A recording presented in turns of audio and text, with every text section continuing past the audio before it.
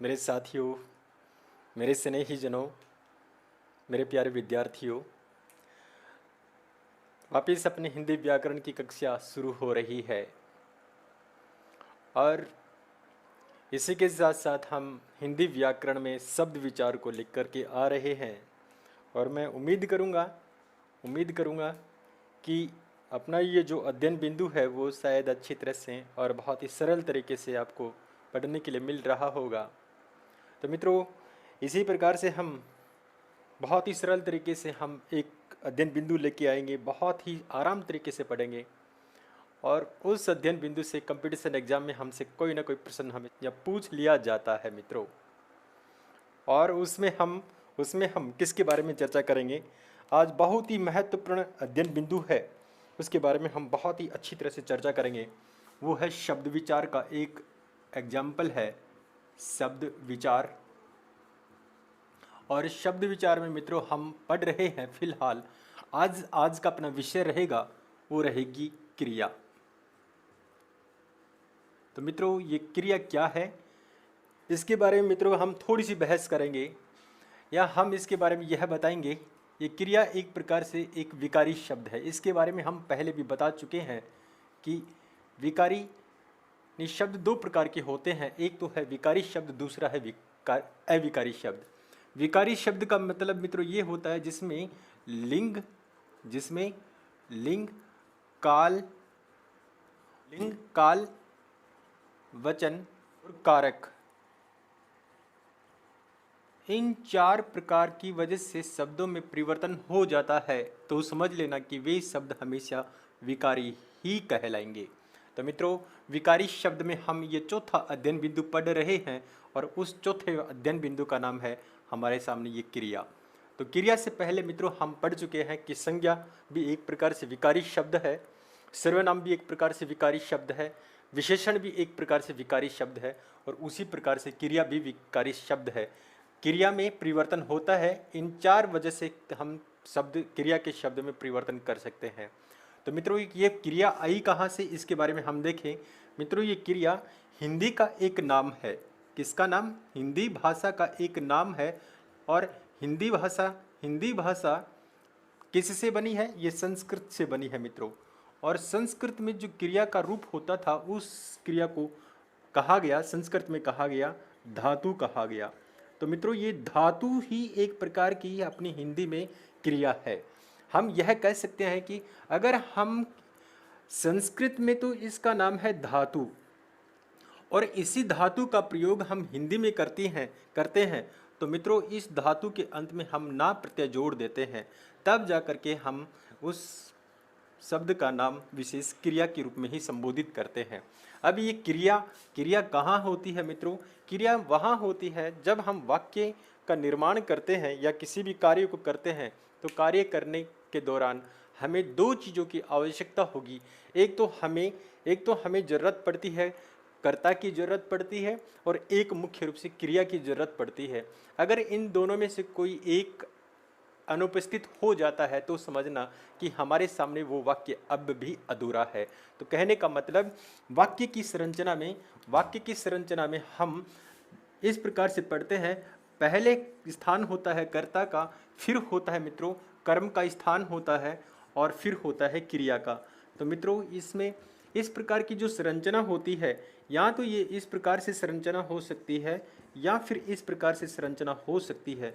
तो मित्रों इस प्रकार से जो शब्द होंगे या वाक्य में क्रिया और कर्ता की उपस्थिति होगी तो ही हम उसको वाक्य मान सकेंगे, नहीं तो हम इन दोनों की मौजूदगी में, इन दोनों के अभाव में हम या तो क्रिया को ख़त्म कर दो या हटा दो या फिर कर्ता को हटा दो, तो वाक्य कभी भी पूरा नहीं बन पाएगा। इसलिए हम कहेंगे कि क्रिया जो बनती है वो संस्कृत के शब्द धातु से बनती है और धातु को ही हम परिवर्तन करते हैं, इस ना प्रत्यय जोड़ करके हम उसमें परिवर्तन करते हैं, तब हमारे सामने वो हमारी हिंदी में क्रिया का रूप धारण कर लेती है। अब देखिए हम क्रिया को ही पढ़ेंगे, ये क्रिया किस प्रकार से बनी हुई है। तो मित्रों इसको पढ़ने से पहले हम एक बात बताना चाहेंगे आपको कि धातु, हमने यहाँ ये शब्द लिखा है, ये धातु शब्द लिखा है। इस धातु का मतलब ये है कि संस्कृत में जो मूल धातुएं होती हैं जितनी भी धातुएं होती है, जो मूल होती हैं, वो जैसे मैं एक एक धातु का नाम लिखता हूँ, ये रो धातु है। अगर हम इस प्रकार की जो धातुओं का प्रयोग करते हैं तो मित्रों इससे पहले हम तू सर्वनाम का ही प्रयोग कर सकते हैं। इसके अलावा हम किसी का भी प्रयोग नहीं कर सकते, क्योंकि जो मूल धातुएं होती हैं उन धातुओं के साथ हम केवल तू सर्वनाम का ही प्रयोग कर सकते हैं और बाकी किसी का भी हम प्रयोग नहीं कर सकते।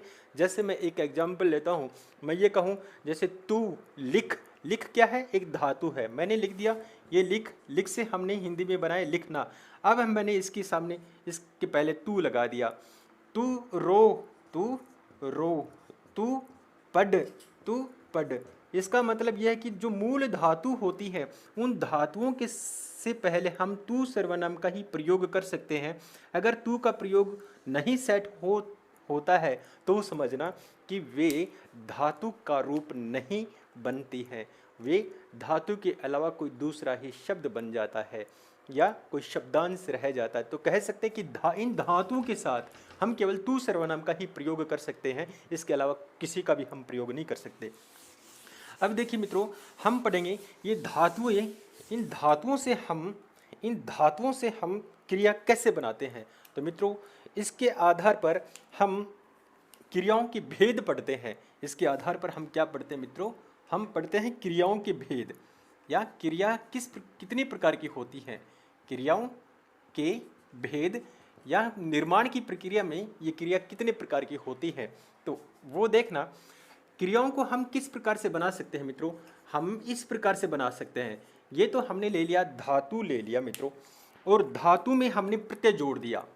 धातु में हमने क्या जोड़ दिया, धातु में हम प्रत्यय जोड़ देते हैं। अगर हम प्रत्यय जोड़ देते हैं किसी धातु में, तब ये जुड़ने के बाद एक क्रिया बन जाती है जिसका नाम होता है व्युत्पन्न धातु।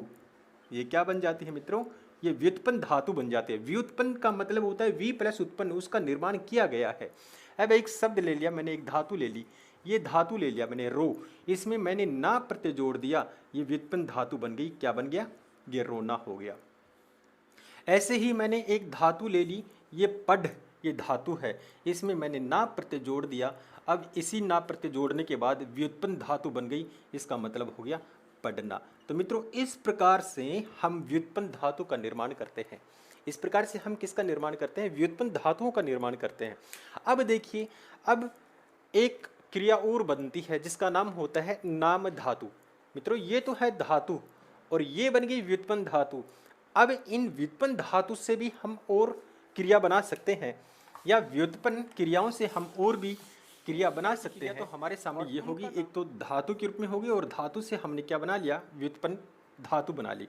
अब मित्रों, जो भी शब्द होते हैं हमारे सामने, जैसे एक संज्ञा का शब्द हो गया, ये संज्ञा का शब्द है, एक सर्वनाम का शब्द है, सर्वनाम का शब्द है, और एक विशेषण के जो भी शब्द होंगे उन विशेषण के शब्दों में या सर्वनाम के शब्दों में या संज्ञा के शब्दों में आप क्या करेंगे, उनमें आप प्रत्यय जोड़ देंगे। प्रत्यय जोड़ने के बाद में जो जिस प्रकार की क्रिया बनती है वो क्रिया मित्रों कहलाती है नाम धातु क्रिया कहलाती है। वो क्या कहलाती है, नाम धातु क्रिया। नाम धातु का मतलब नाम क्यों दिया, क्योंकि मित्रों ये संज्ञा भी एक प्रकार का नाम है, सर्वनाम भी एक प्रकार का नाम है, विशेषण भी एक प्रकार का नाम है। तो इस प्रकार से इन नामों के आगे हम कोई प्रत्यय जोड़ेंगे, इन नामों के आगे हम क्या जोड़ेंगे, हम प्रत्यय जोड़ेंगे। जैसे मैंने संज्ञा का शब्द ले लिया, ये शर्म ले लिया, शर्म, शर्म में हमने आना प्रत्यय जोड़ दिया, तब ये क्या बन गया, ये बन गया शर्माना। ऐसे ही मैंने लज्जा लिख दिया, मैंने शब्द लिख दिया लज्जा, मैंने आना प्रत्यय जोड़ दिया, ये क्या बन गया मित्रों, ये बन गया लज्जाना, ल जाना।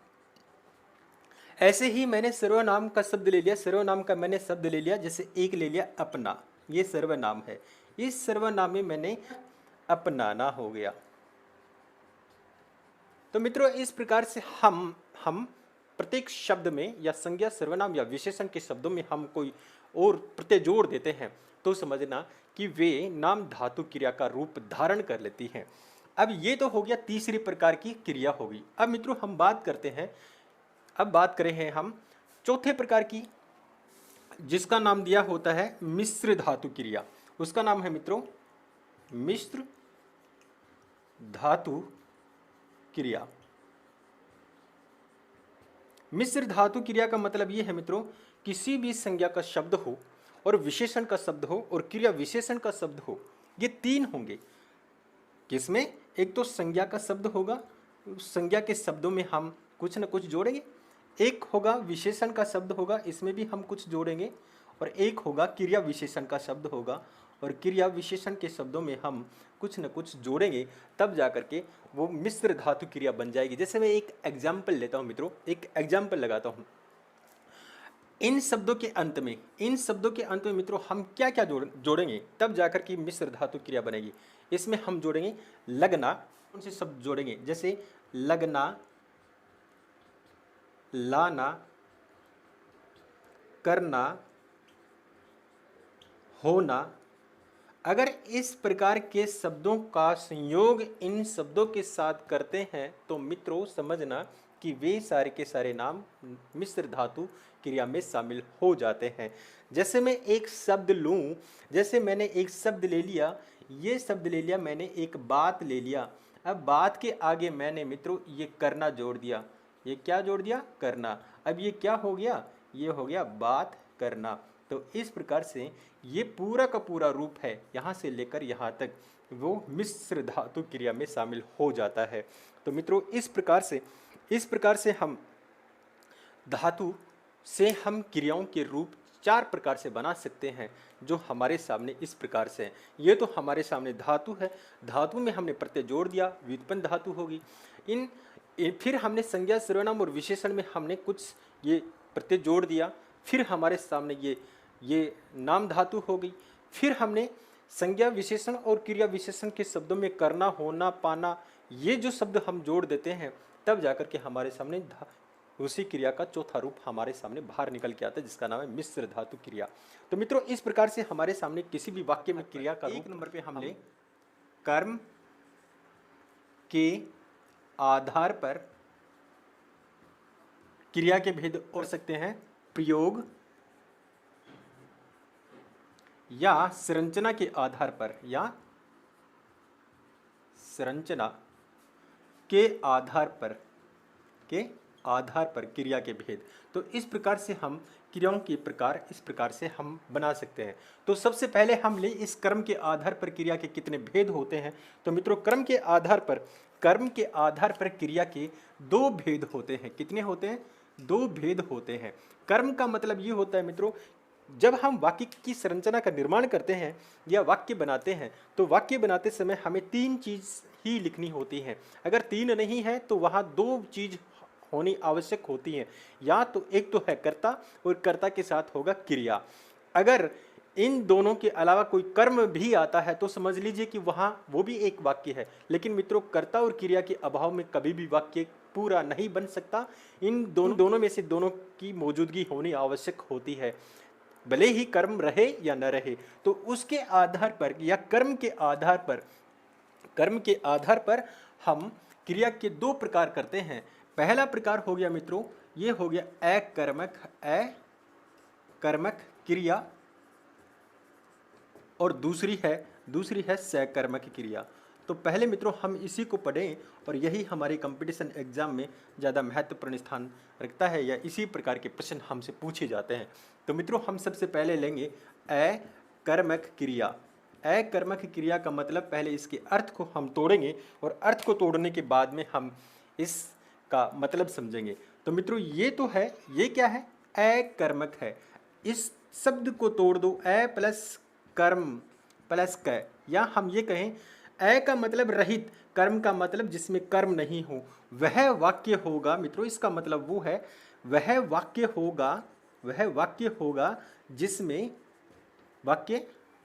जिसमें कर्म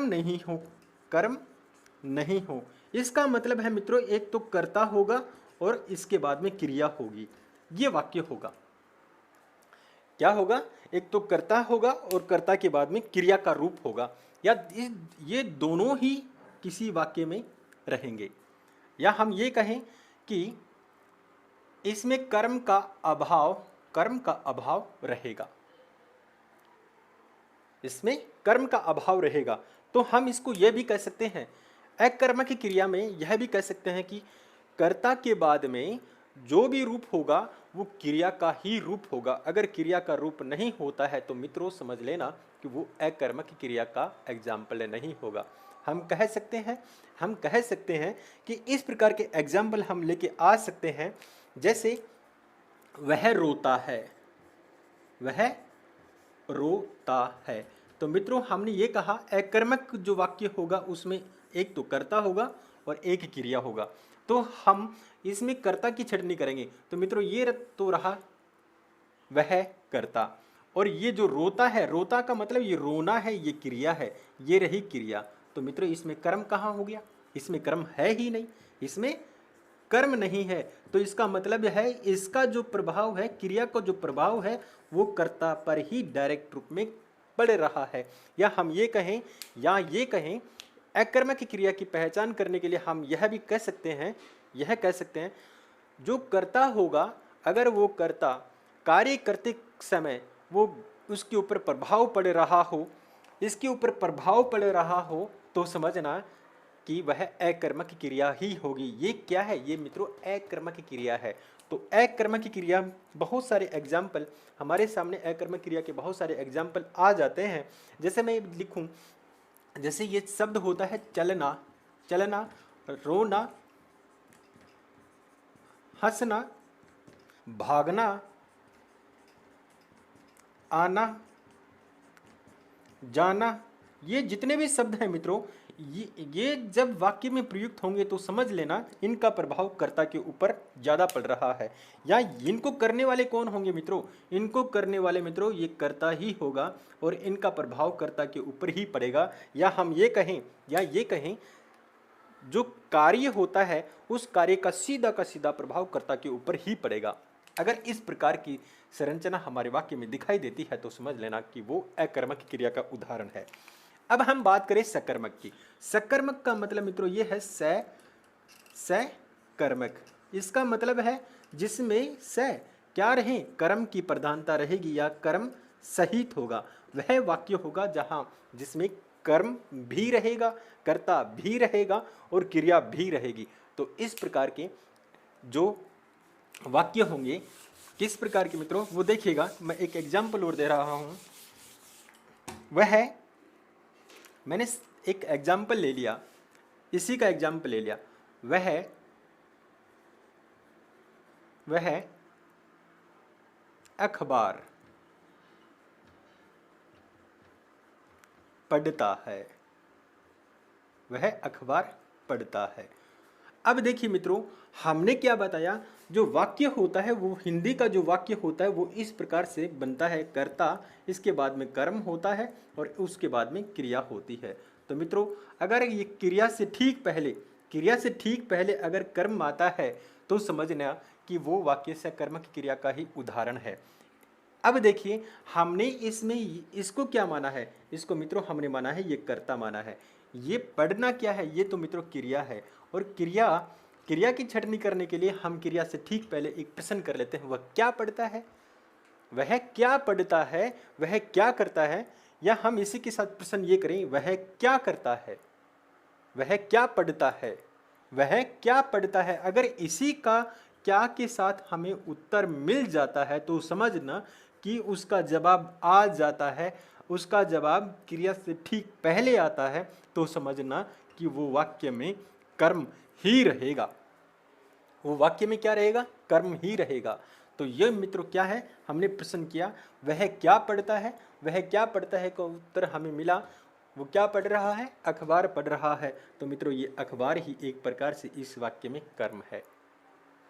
अब कई बार हमारे सामने यह होता है, हमने इस अखबार को बाहर कर दिया, अब यह वाक्य आ गया वह पढ़ता है।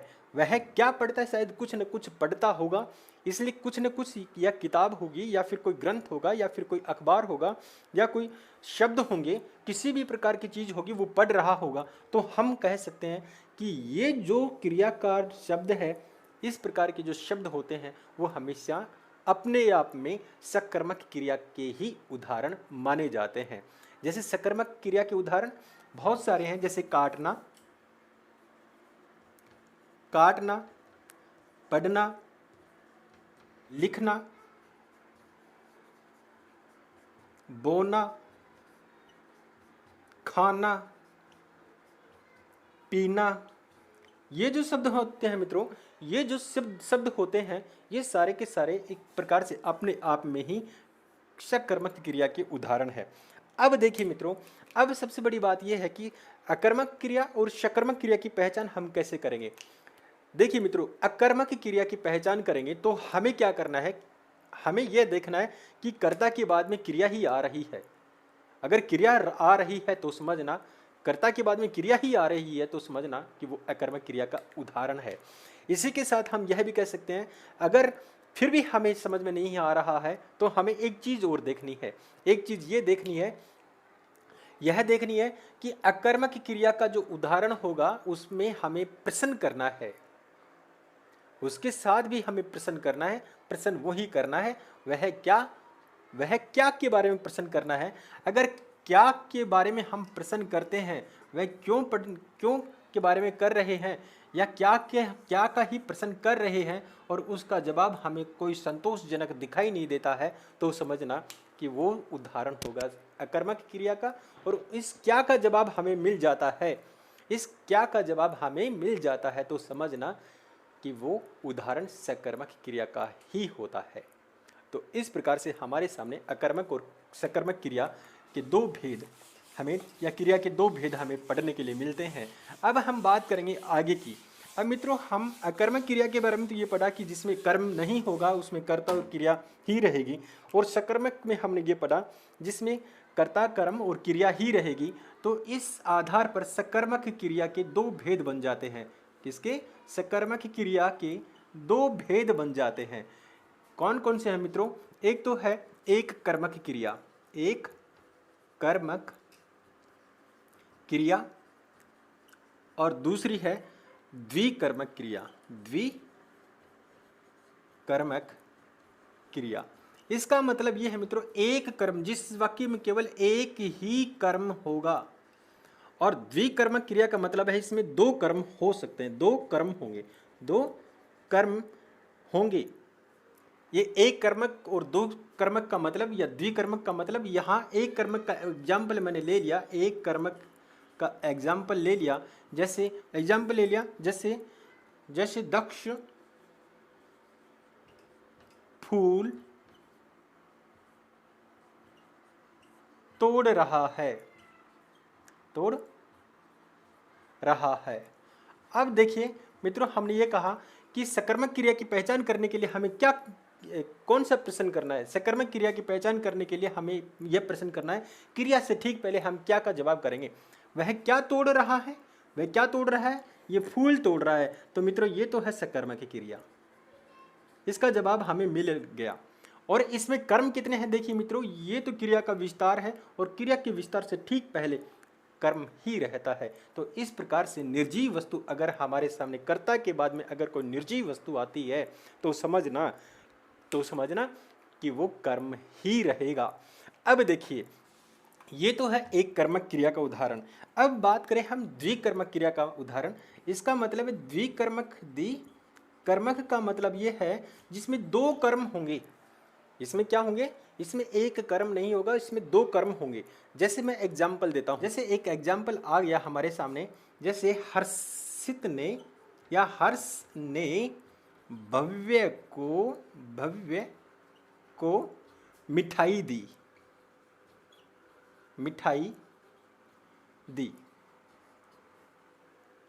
अब देखिए मित्रों, इसमें क्या है? इसमें किसने दी? हर्ष ने दी। ये स्वाभाविक है कि कर्ता के बाद में अगर कर्ता कारक की विभक्ति का प्रयोग होता है, कर्ता के बाद में कर्ता कारक की विभक्ति का प्रयोग होता है मित्रों, तो जिस विभक्ति से पहले जो भी नाम आ रहा है, तो समझना कि ये तो हो गया कर्ता।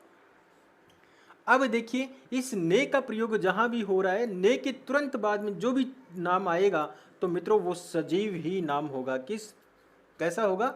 वो सजीव प्राणी ही होगा। तो ये मित्रों कौन है? ये बच्चा है। तो ने के बाद में जो भी नाम आएगा तो समझना कि वो कर्म होगा। ठीक है।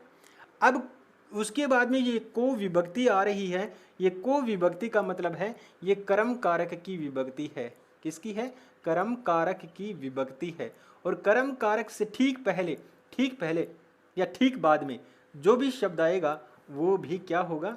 वो भी कर्म ही रहेगा। और मित्रों ये रही हमारे सामने क्रिया। तो इस प्रकार से हम कह सकते हैं हमारे इस वाक्य में देखिए क्या क्या दिखाई दे रहा है। हमारे इस वाक्य में ये हर्ष क्या हो गया? ये कर्ता हो गया। भव्य क्या है? ये कर्म है। और ये मिठाई क्या है? ये भी प्रकार से कर्म है। और दी है, ये देना एक प्रकार की क्रिया है। तो इस प्रकार का वाक्य हमारे सामने आता है तो समझना कि वो क्रिया के साथ दो कर्म की प्रधानता होती है या दो कर्म की आवर्ती होती है, जिस प्रकार से इसमें आई है। तो इस प्रकार का जो भी वाक्य होता है तो मित्रों उसको हम बोलते हैं द्विकर्मक क्रिया का उदाहरण है। तो इस प्रकार से हम क्रिया को सकर्मक और अकर्मक क्रिया में डिवाइडेशन कर सकते हैं। अब देखिए आगे बढ़ेंगे। अगला भेद आता है प्रयोग या संरचना के आधार पर। दूसरा है प्रयोग या संरचना के आधार पर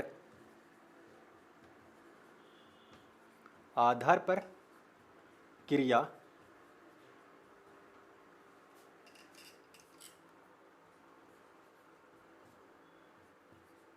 के भेद। एक तो क्या है? एक तो है संयुक्त क्रिया।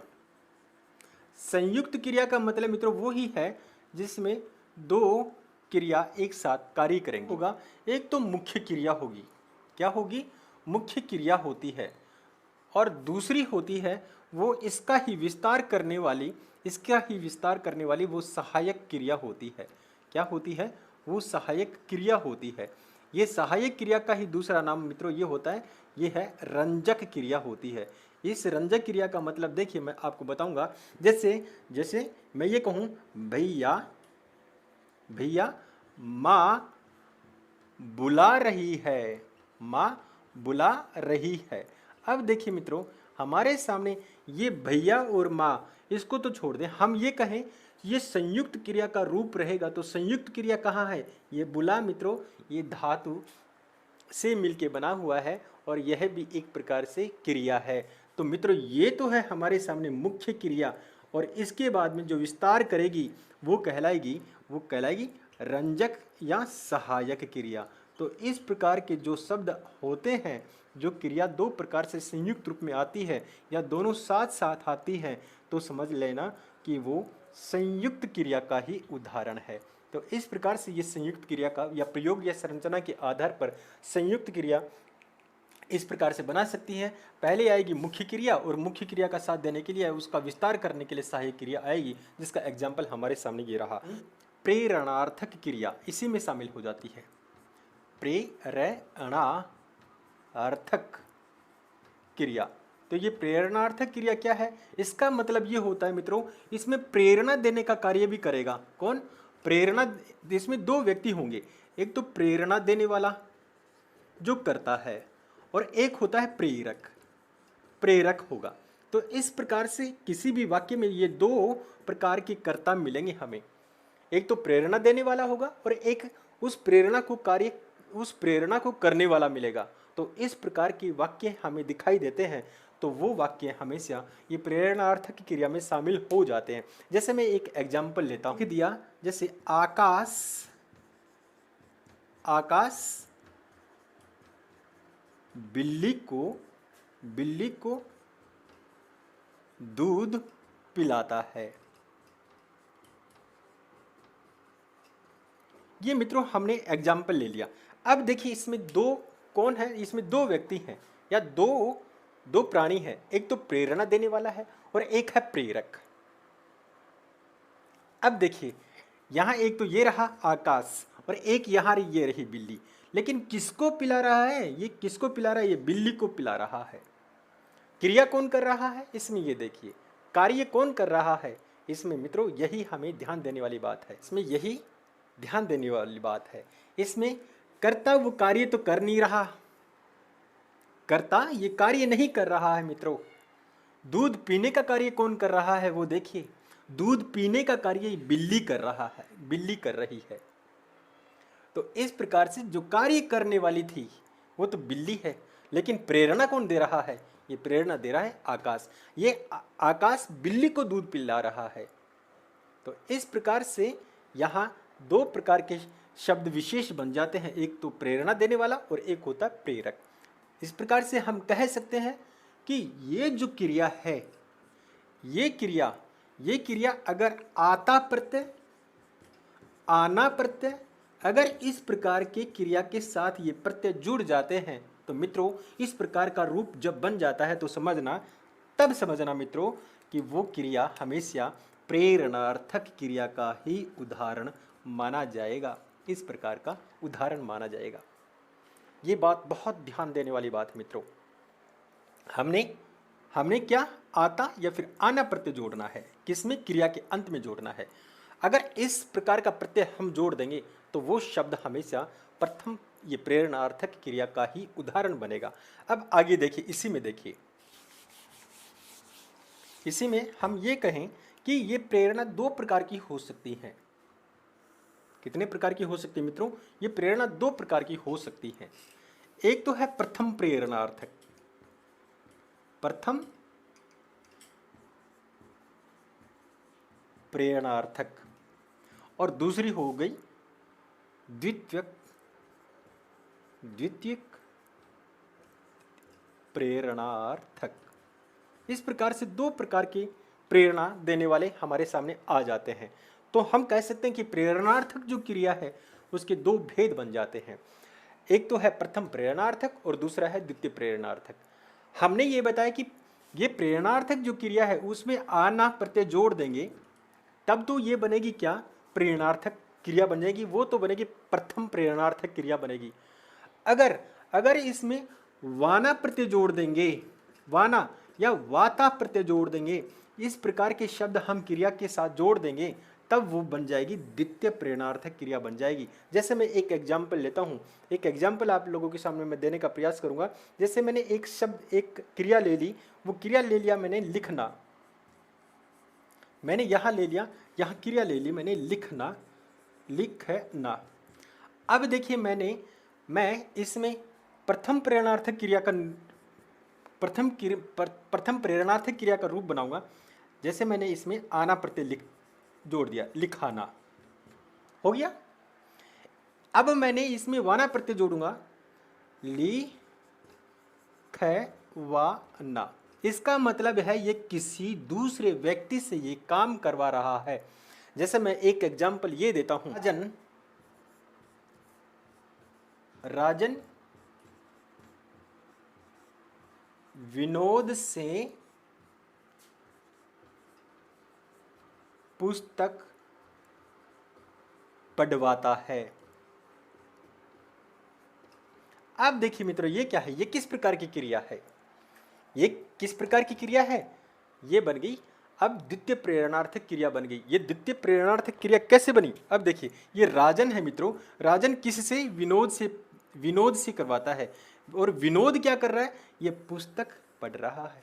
इस प्रकार से मित्रों हम कह सकते हैं प्रथम प्रेरणार्थक क्रिया में और द्वितीय प्रेरणार्थक क्रिया को हम इस प्रकार से प्रत्यय जोड़ने के साथ वो बना सकते हैं या उन क्रियाओं का निर्माण हम कर सकते हैं। अब हम बात करते हैं अगले भेद के बारे में, या क्रिया का अगला भेद जो बहुत ही सरल है, या हम ये कहें वो अगला भेद इस प्रकार से है जिसका नाम हम देते हैं पूर्वकालिक क्रिया। हम नाम लेंगे अगली क्रिया का, वो है पूर्वकालिक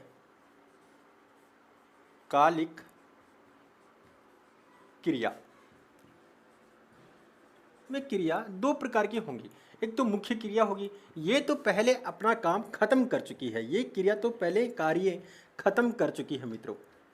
अब इसके खत्म होने के बाद में एक क्रिया और आएगी, एक क्रिया और आएगी जो अब चल रही होगी, ये चल रही होगी। अगर इस प्रकार का वाक्य आता है तो समझना कि उसमें क्रिया दो हैं और वो उसमें एक तो पूर्वकालिक क्रिया है और दूसरी है जो ले लिया मैंने, आकाश कार लेकर, कार लेकर बाजार गया, बाजार गया। अब देखिए मित्रों, अब हमें ये देखना है कि पहले क्रिया कौन सी खत्म हो गई। ये हो गई कार लेकर चला गया, ये लेकर के चला गया। क्या लेकर के चला गया? कार लेकर चला गया। ये तो क्रिया पहले घटित हो गई।